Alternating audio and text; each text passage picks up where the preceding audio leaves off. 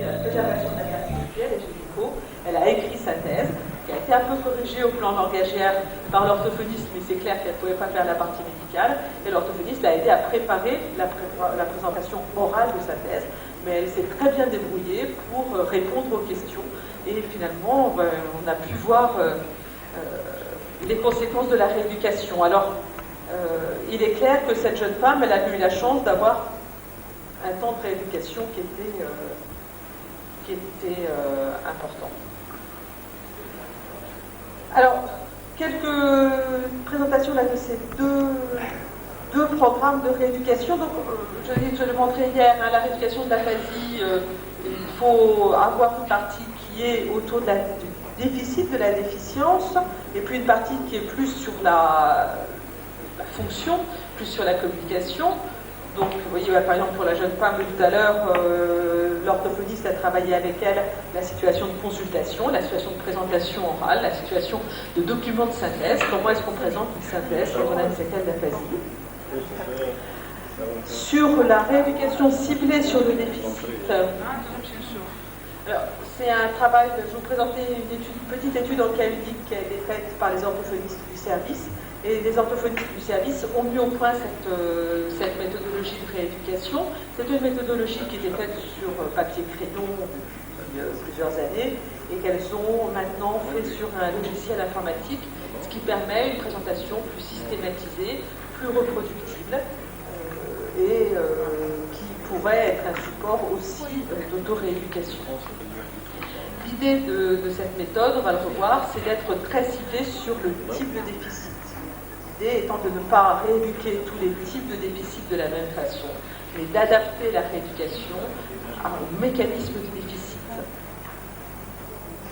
Alors, c'est la patiente dont je vais vous présenter rapidement les résultats, une dame de 50 ans qui est droitière, elle était de langue maternelle française, elle avait un petit niveau, mais elle était jusqu'au brevet des collèges, et elle avait un accident vasculaire ischémique en juillet 2007, avec une aphasie fluente, plutôt de type verniqué, avec une composante de troubles de la communication, et surtout beaucoup de paraphasie, avec des erreurs d'un mot pour un autre, avec des erreurs qui étaient plus de type phonologique. Plutôt se trompant, le mot pouvait être parfois reconnaissable, mais elle se trompait beaucoup sur l'organisation des sons. Cette rééducation, donc, alors vous ne pensez pas qu'on voit tous les patients avec cette rigueur méthodologique. On aimerait bien, mais on n'est pas tout à fait aussi systématisé que ça. C'est une histoire d'une patiente qui a fait l'objet d'un mémoire d'orthophonie, donc avec du temps d'un étudiant qui est allé mesurer plus spécifiquement les effets des différents temps de rééducation. Ce qui est expérimental, plus que la rééducation, c'est la méthodologie pour montrer l'effet chez cette patiente. La rééducation, c'est une éducation qu'on utilise au quotidien chez les différents patients aphasiques qu'on rencontre, mais là, on a essayé de mieux comprendre l'effet et d'en démontrer plus l'efficacité. Et donc, pour ça, on a fait des évaluations plus systématiques avant rééducation, puis tout au long de la rééducation et à distance pour voir l'effet sur le manque du mot. Est-ce que l'effet était spécifique et est-ce que l'effet se maintenait dans le temps? Alors, le logiciel, vous l'avez vu un petit peu tout à l'heure. Le principe de la rééducation, c'est un travail plus particulièrement autour des sons. Là, cette patiente, c'est une patiente qui avait un manque du mot, qui avait un trouble de la dénomination. Quand on lui montrait des images, elle ne pouvait pas en trouver le nom, ou le nom était avec des erreurs au niveau du choix des sons pour le mot. Et donc, au cours de la rééducation de l'aphasie, il a été beaucoup discuté quel type d'aide on peut apporter à ces patients qui avaient un manque du mot. Première aide, ça a été, vous savez, peut-être que quand vos patients ne trouvent pas le mot adéquat, si on lui souffle le début du mot, ça l'aide. Hein, ce qu'on appelle la bouche phonimique. Et bien ça a été montré que ce n'était pas un bon moyen de rééducation. C'est certainement quelque chose qui aide sur l'instant. Ça déclenche le mot, mais le mot il est perdu aussi vite qu'il a été déclenché.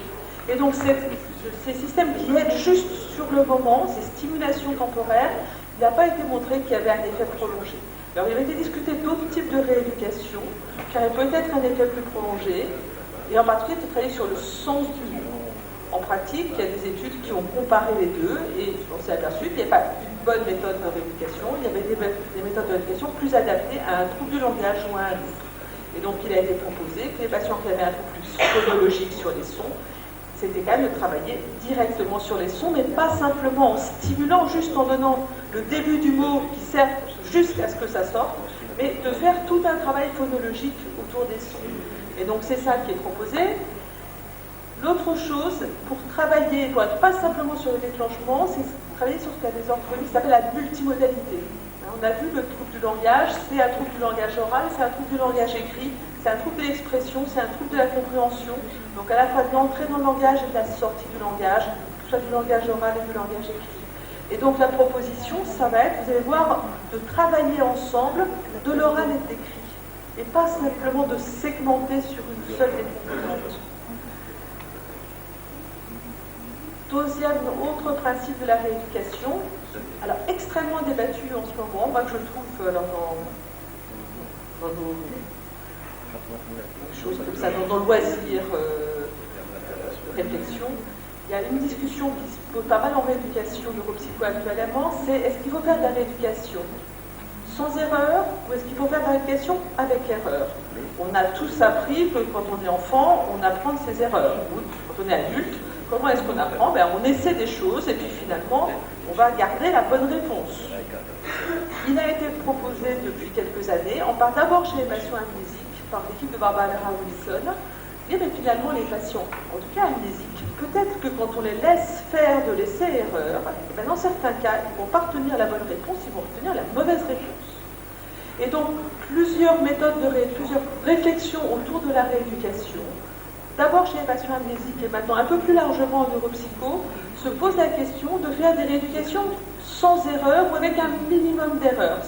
Les rééducations, on guide énormément le patient, on va lui donner la bonne réponse quasiment au début, l'empêcher d'acquérir ses erreurs avec l'idée de dire qu'à terme, comme ça les patients maintiendront en mémoire et auront engrangé la réponse adéquate, le phénomène adéquat.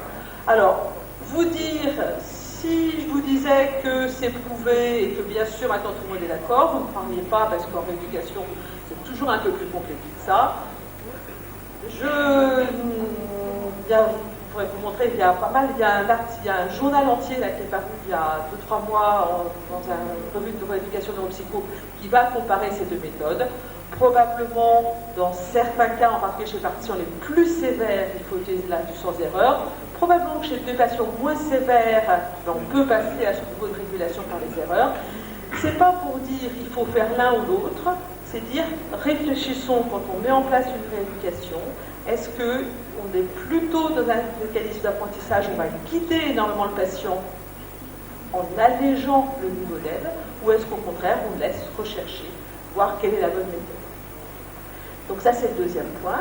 Et puis, quelque chose qui est assez classique en rééducation motrice et particulièrement en rééducation neuropsycho, c'est on va, à partir d'une graduation progressive dans la difficulté. On ne va pas aller d'emblée sur ce qui est le plus compliqué, on va commencer par des niveaux qui sont peut-être mieux préservés chez les patients, et puis augmenter très progressivement le niveau de difficulté, et on le passe à un niveau de difficulté supérieur, une fois que le niveau de difficulté inférieur est maintenant complètement maîtrisé. Donc voilà cet exemple de logiciel de rééducation. C'est un logiciel qui a été fait il y a, je crois, 250 images qui ont été sélectionnées. Il y a en fait dans ce logiciel plusieurs types de rééducation, soit plus adaptés à un trouble non fluent. Là, je vous donnerai un exemple adapté au contraire d'un patient fluent avec un trouble phonologique. Et vous voyez qu'il y a un travail qui est fait autour d'un mot, dans différentes conditions, avec cette idée donc d'aide maximum au départ. Et donc voilà ce qui est proposé pour l'acquisition d'un nouveau mot. C'est pas simplement, comment ça s'appelle, un la liée, un lolo, chercher le mot, non. On ne va pas demander au patient de trouver le mot, on ne va pas se contenter de lui dire c'est un voilier, répétez le mot après moi. On va le faire travailler autour de ce mot avec, et ce qui a été proposé chez ces patients qui sont très fluents et qui sont souvent difficiles à faire rentrer dans un programme de rééducation, et c'est la question qui avait été posée hier par la collègue neurologue, chez les patients verniqués qui sont très jargonnants, et souvent pour apprendre en éducation, au départ, en les faisant se taire de manière à éviter qu'ils soient intoxiqués par leur jargon. Ce qui est proposé, c'est d'abord un travail autour du mot écrit, et ça se voit pas très bien, c'est un peu petit, mais en fait, l'image apparaît, mais en dessous, il y a le mot qui est dans le désordre. Et ce qui est demandé, c'est de serrer les graphèmes, serrer les lettres, pour obtenir le mot. On demande aux patients de se taire pour éviter qu'ils soient intoxiqués par, au départ, des productions verbales qui ne soient pas bonnes. Et en quoi c'est sans erreur? C'est que si le malade fait une erreur dans sériation, ben, ça ne va pas apparaître. Si le patient amène une lettre qui n'est pas au bon endroit, la lettre n'apparaît pas. Elle n'apparaît, elle est visualisée uniquement à sa bonne position. Une fois que c'est acquis, le patient va travailler en énonciation simultanée, il va trier les lettres et il va lire chacune des lettres en même temps. Lire les lettres, puis lire les syllabes. Une fois que ça s'est acquis, on va travailler une autre composante qui est la copie. Est-ce que le patient est capable, on va demander au patient de recopier sur l'informatique chaque lettre, chaque graphème et puis chaque syllabe. On va maintenant lui demander ensuite de réécrire, mais à distance. Dans cette situation-là, le mot est écrit, il n'y a qu'à le copier. Dans la quatrième situation, il n'y a plus le choix, il n'y a plus l'image. On demande au patient d'écrire en dénomination écrite, et là encore n'apparaissent les lettres que si elles sont correctement placées. Puis, il n'y a plus de guide, même de nombre de lettres, et il faut passer à la dénomination écrite, et enfin la dénomination orale. Donc, alors, c'est fait en une séance. Si ce n'est pas acquis, c'est refait une séance suivante. On abandonne un mot que quand il est acquis. Alors, le but étant quand même généralement de commencer par des mots qui sont plutôt concrets et plutôt fréquents. Hein. Pourquoi j'ai choisi c'est un exemple, j'aurais peut-être pu choisir un exemple plus. Il y a 259 mots qui sont proposés. Donc il y a un choix, et ce qui est proposé en fait, c'est de partir, de voir quels sont les mots qui sont dénommés et de travailler uniquement les mots qui ne sont pas dénommés. Et les patients, suivant la gravité, ils vont soit dérouler assez vite le protocole et donc réacquérir un stock de mots, soit rester sur un stock de mots qui est plus limité. Alors, est-ce que ça marche? Parce que c'est pas parce qu'on le démontre, c'est pas parce qu'on l'apporte comme ça que ça fonctionne. Et donc, ce qu'on avait essayé de ressortir de ce que vous entendez sûrement aussi, hein, c'est pourquoi est-ce que je le réduis comme ça? Je le réduis comme ça parce que c'est un verniquet. Et pourquoi vous le réduisez comme ça? Parce qu'on réduit comme ça les verniquets, avec une espèce de tradition qui est logique. Hein. Je veux dire, ça a été, les anciens orthophonistes ont remarqué que ça marchait quand c'était comme ça. Mais est-ce que c'est démontré? Pas absolument. Et donc, chez cette patiente, on avait mesuré de façon un peu plus systématique. Et donc, elle a eu d'abord, on avait identifié 90 mots qu'elle ne pouvait pas dénommer de cette façon répétée. Et ont été entraînés d'abord les mots bisyllabiques, puis les mots trisyllabiques, puis les mots multisyllabiques. Donc, il y avait 30 mots de chaque catégorie. Et ce qui a été montré, c'est qu'à la fin de la séance, je crois qu'il y a eu 10 séances autour de ces 30 mots bisyllabiques. La patiente s'était améliorée et avait une dénomination correcte de 25 sur les 30 mots. Mais si vous regardez, elle s'était même améliorée sur des mots qui n'avaient pas été entraînés. Donc il y avait non seulement un apprentissage du mot, mais il y avait un effet de transfert. Quand on a réentraîné les mots trisyllabiques qui n'étaient pas encore dénommés, il y a encore eu une amélioration avec un effet de transfert sur les mots multisyllabiques, puis une amélioration sur les mots multisyllabiques. Et ce qu'on voit, c'est que ça tient dans le temps, puisque ça a été retesté 1 ou 2 mois après. Je ne vous montrerai pas les résultats, mais on avait regardé aussi qu'il y a une amélioration en vie quotidienne sur l'échelle Catherine Berger-Beau, Catherine Berger-Beau, c'est la négligence, sur le CVB, qui est l'échelle en vie quotidienne de l'aphasie développée par Bourbeau. Donc c'est un logiciel de rééducation qui n'est pas toute la rééducation du patient, hein. C'est le travail du mot auquel il va falloir adjoindre un travail de la phrase, un travail de la communication verbale, mais c'est une des possibilités d'un support de la rééducation orthophonique.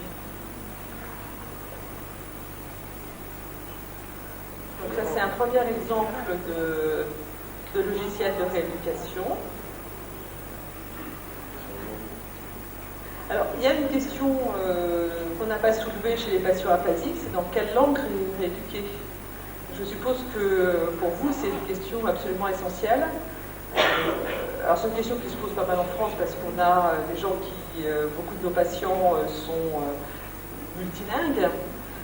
Et très souvent, notre réponse, elle n'est pas bonne, c'est on rééduque de la langue de l'orthophoniste. Pas forcément la meilleure réponse, mais enfin, c'est en pratique la réponse disponible. Je ne sais pas comment vous faites. Vous rééduquez dans la langue maternelle, dans la langue de l'enfance. Alors, quand on est en France, c'est la question, on va se poser la question, est-ce qu'on rééduque dans la langue maternelle, qui est la langue de la famille, est-ce qu'on rééduque dans la langue du monde social dans lequel vit la personne? De temps en temps, finalement, si on n'a pas d'orthophoniste multilingue, on rééduque en français. Ce qui est sûrement pas satisfaisant, mais qui est finalement parfois la réalité de la situation.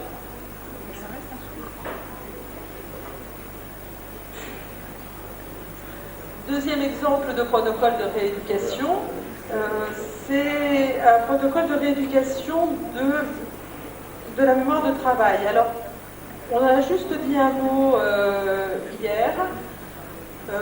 À côté du langage et de l'instrument langage, on assiste maintenant beaucoup sur des fonctions qui sont finalement des fonctions support des fonctions cognitives, que sont l'attention, la mémoire de travail et les fonctions exécutives.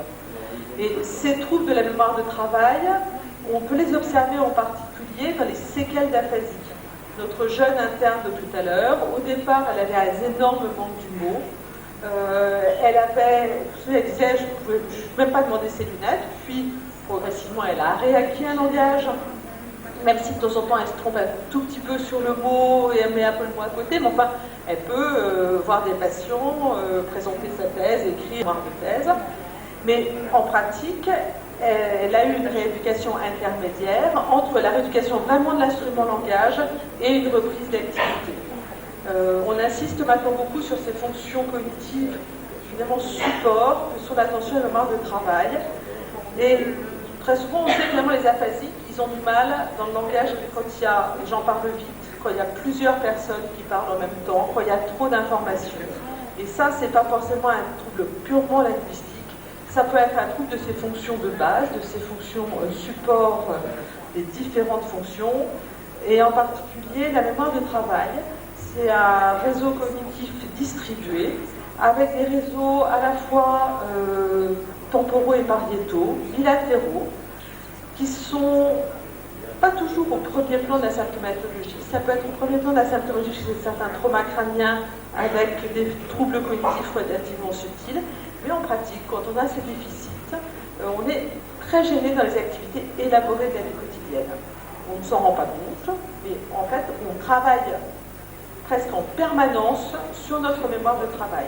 Cette mémoire de travail, c'est une mémoire à très court terme, de quelques secondes, qui nous permet de maintenir en mémoire et de traiter les informations en même temps. Ce n'est pas une mémoire à long terme qui nous permet de nous souvenir de ce qui s'est passé quelques jours auparavant, c'est ce qui nous permet de nous souvenir du début de la phrase. C'est ce qui nous permet, quand on a un problème à résoudre, de nous souvenir du début du problème. Une espèce de mémoire vive qui dure quelques secondes, et c'est une mémoire non seulement qui dure quelques secondes, mais qui est active. Ce n'est pas une mémoire où on va simplement stocker l'information, mais c'est une mémoire qui permet de traiter l'information en permanence. Et cette mémoire, elle est extrêmement sensible au dysfonctionnement et aux lésions cérébrales. Alors, soit on la voit dans les séquelles d'aphasie, on peut les voir dans certains AVC pas très sévères. Alors, dans une médecine un peu riche dans les moyens de rééducation, on va aussi proposer sur les gens qui ont des petits AVC et qui pourraient être gênés pour reprendre une activité professionnelle. Alors, elle a été proposée en disant finalement ce n'est pas quelque chose d'unique. Il y a d'une part un système central qui permet de gérer ce traitement, cette mise en mémoire, ce traitement en permanence, et puis une boucle phonologique, une composante plus verbale. Et d'ailleurs, quand vous savez bien quand vous devez maintenir en mémoire quelque chose, vous devez aller téléphoner à l'autre bout du couloir, et vous devez maintenir en mémoire le numéro de téléphone. Qu'est-ce que vous faites? Vous le répétez à haute voix. qu'on appelle la répétition subvocale. Ça a été modélisé en disant finalement pour cette mémoire de travail, il y a une composante qui est aussi cette boucle phonologique qui nous permet de maintenir en mémoire et qui intervient, et vous voyez que ça a une composante en lien direct avec le langage. Il y a la même chose, un peu plus difficile à imager, mais sur une information plus visuelle, où on a aussi un système qui permet d'accéder à cet administrateur central qui, lui, supervise et coordonne l'information. Donc c'est un travail qui a été fait par Claire Valla-Azouli depuis plusieurs années. Claire, elle était orthophoniste dans le service, et puis elle a fait une formation de neuropsycho, et maintenant elle est neuropsychologue responsable de l'UROS de Garches. Et c'est son travail de thèse, qui est un travail qu'elle a élaboré sur plus de 10 ans, en mettant au point une méthode tout à fait originale de rééducation de la mémoire de travail. Je vais vous présenter le premier patient, qui est un patient dans les suites d'AVC. Depuis, il y a eu d'autres publications de cas uniques. On n'est pas encore passé au randomisé contrôlé, il faudrait pour avoir des recommandations, parce qu'on est encore dans une vision assez neuropsycho où on va favoriser la précision d'analyse neuropsychologique par rapport aux études de groupe. Donc un exemple de cette rééducation. Donc l'idée c'est de rééduquer cette composante de boucle phonologique et de l'administrateur central. Alors, et là encore, on ne rééduque pas la boucle phonologique et l'administrateur central simplement en faisant maintenir à mémoire des numéros de téléphone de plus en plus longs. C'est-à-dire que ça peut ressembler un peu à ça, et on va faire des exercices qui sont plus variés et plus divers. Et donc c'est le résultat chez un patient. Toujours on se réfère à un modèle théorique. Si on n'a pas en perspective un modèle théorique, on a des chances pour que la rééducation n'ait pas de grande logique. On fait l'hypothèse dans ce cas-là de restaurer la fonction, on ne va pas la réorganiser. L'idée ça va être de prendre les compétences préservées du patient, de partir du niveau, même un petit peu du niveau de compétences préservées, puis de réaugmenter progressivement l'espèce de ressources en mémoire de travail. C'est la même chose qui est proposée dans l'attention. Dans le même modèle, on part du niveau identifié chez le patient, on part un tout petit peu en dessous de ses ressources et on monte très progressivement le niveau en ressources attentionnelles. Et ce qui est proposé, c'est de faire plusieurs tâches, de varier les tâches. C'est pas d'apprendre par cœur et de surentraîner des tests neuropsychologiques, parce que si on surentraîne les tests neuropsychologiques, on va montrer que les gens sont améliorés sur les tests qu'ils ont appris, mais généralement ça ne leur sert pas à grand chose dans la vie quotidienne. Là, ça va être de varier les situations qui mettent en jeu de la mémoire de travail, en facilitant ce fonctionnement de mémoire de travail afin d'augmenter la ressource. Et là encore, comme on a vu tout à l'heure, il y a une augmentation très progressive de la difficulté. Il y a 6 niveaux de difficulté et ont été identifiés des structures de plus en plus longues, un degré d'imagerie de moins en moins fort, et une fréquence de mots, une fréquence de survenue, en partant du plus concret au plus difficile qui est le plus abstrait. Les tests sont à la fin de la complexité complexes pour tout le monde, et il a d'abord été vérifié que c'était possible de le faire quand on n'avait pas de lésion cérébrale, que les exercices qui avaient été inventés par les orthophonistes ne soient pas tellement compliqués que les sujets contrôle ne pouvaient pas les faire. Donc on a des normes, des preuves de faisabilité au niveau de ce sujet contrôle. Et donc voilà des exemples de tâches qui sont faites par les personnes. On va demander aux personnes de reconstituer des mots à partir d'une épellation orale. On donne un mot comme S-A-V-O-N, on demande de reconstituer, et le mot va être de plus en plus long.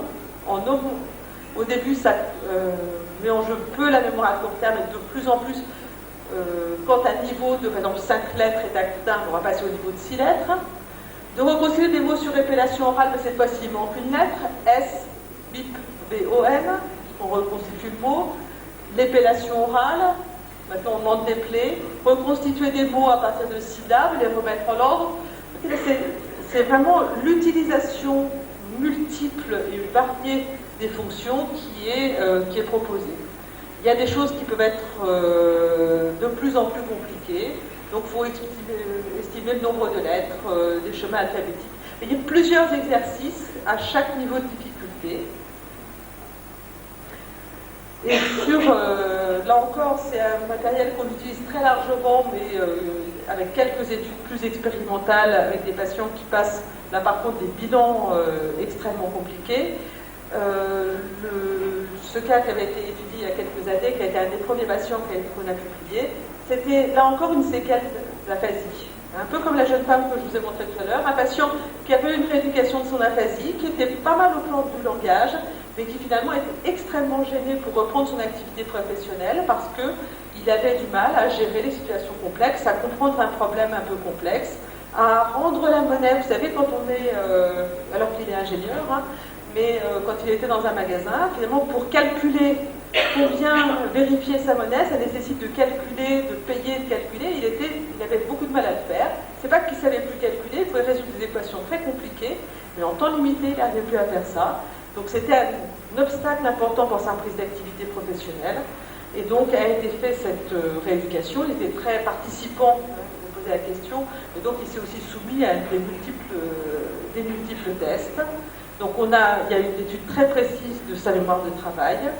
Il y a une rééducation qui a commencé 14 mois après l'AVC. Il y avait d'abord eu la rééducation de l'aphasie, puis on est passé à cette rééducation de cette séquelle d'aphasie. Le rythme, à ce moment-là, c'était 3 séances hebdomadaires d'environ 1 heure pendant 6 mois. Est-ce qu'on pourrait le faire à un autre rythme? Est-ce qu'on pourrait demander aux gens de travailler seuls? Je pense que c'est un sujet qui serait intéressant. On a commencé par lui expliquer ce qu'il avait, et puis il y avait un feedback qui l'informait de ses progrès possibles, et on passait à un niveau supérieur. Puis, vous savez, toujours notre problème en rééducation, c'est de savoir est-ce qu'on est c'est juste un effet sympa de prise en charge, et parce que sinon Zora va faire les gros yeux. Un enfant, alors je vais vous expliquer sur quelle tâche ça a été testé. Donc ce programme de rééducation, un enfant, on donne des chiffres, c'est dans la WES, dans l'épreuve de fonction cognitive, on donne des chiffres, il faut les répéter dans un sens, à l'endroit, je vous donne 5 chiffres, est-ce que vous pouvez les répéter? Et l'enfant envers, c'est je vous donne des chiffres, il faut les répéter à l'envers. Ce qui est là vraiment de la mémoire de travail, il faut à la fois maintenir en mémoire et redonner les chiffres en ordre inverse. Le patient, avant rééducation, ses compétences ont été mesurées 2 fois. C'est la ligne jaune et la ligne verte. Vous voyez qu'il a été en grande difficulté pour répéter à l'envers dès qu'il y avait 4 chiffres. Et il échouait dès qu'il y avait 5 chiffres. Il était incapable de répéter chaque 5 chiffres donnés à l'envers. Habituellement, à son niveau, les gens arrivent à 6 ou 7 chiffres à l'envers. Probablement, si on vous entraîne un peu, en fait, vous allez ne pas être capable de répéter à l'envers une série de 6 à 6 chiffres. 6 à 7 chiffres, c'est un peu dur au plan phonologique. Après rééducation, le patient a augmenté ses compétences, il est en rouge. Il était maintenant capable de répéter tout à fait correctement 5 chiffres à l'envers, et même 6 chiffres. 7 chiffres, il échouait, mais si vous regardez, en bleu, c'est les sujets contrôle de même niveau, et il a atteint finalement le niveau des sujets contrôle.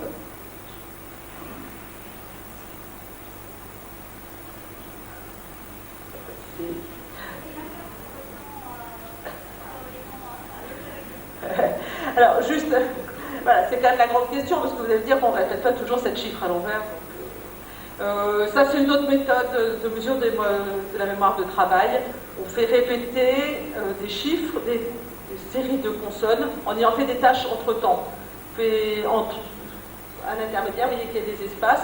Pendant les 5 secondes et les 10 secondes entre le fait de répéter des chiffres, on peut faire soit blablabla, soit du calcul, ce qui modifie complètement. On ne peut plus se répéter les chiffres donnés. Et pareil, le patient était très en échec avant et s'est amélioré, pas complètement pour rejoindre le niveau des sujets contrôle.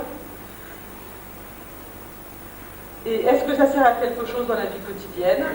Premièrement, on a pu montrer que ça servait dans des tests qui ne sont pas directement des tests de mémoire de travail, comme la compréhension de textes et surtout la résolution des problèmes arithmétiques. Le patient s'est franchement amélioré dans la résolution des problèmes arithmétiques. Ce qui était intéressant pour lui, il était ingénieur, donc on pouvait penser que ça commençait à se rapprocher de sa vie quotidienne.